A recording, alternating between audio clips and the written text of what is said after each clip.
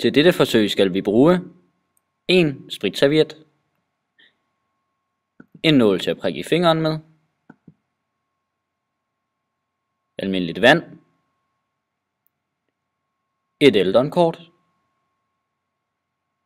en minipipet,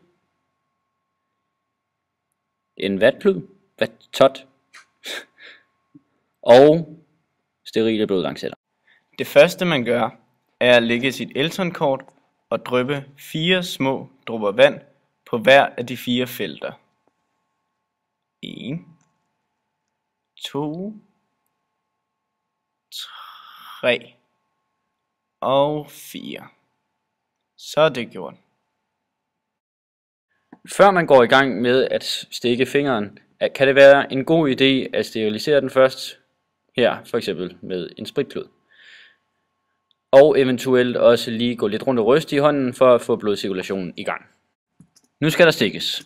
Tag din nål og fjern låget. Pres den så ind mod din lillefinger, indtil der kommer hul. Sådan der. Pres eventuelt for at få blodet hurtigere ud. Nu hvor du har fået blodet ud, skal du tage en af de steriliserede blodlancetter, tag noget af blodet på det, og læg det ned på Eldon-kortet.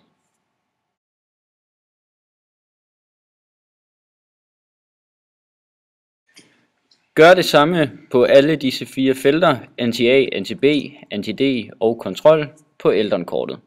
Sørg for at skifte dine blodlancetter ud efter hver gang, så de forskellige blodtyper eventuelt ikke kommer til at blive blandet sammen og giver nogle uforudsigelige resultater.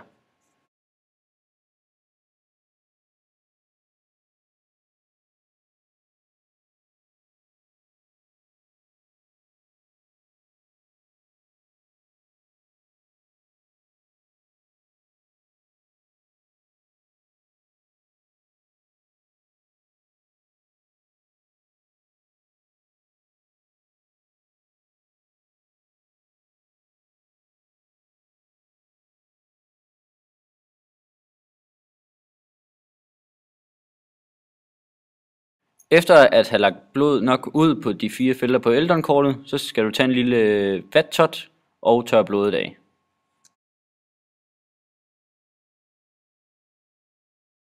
På vores resultater på Eldon-kortet kan vi se, at blodet i anti-D-feltet er begyndt at klumpe. Dette gør det fordi Eldon-kortets antistoffer ikke stemmer overens med antigenerne i blodet, og derfor begynder det at agglutinere.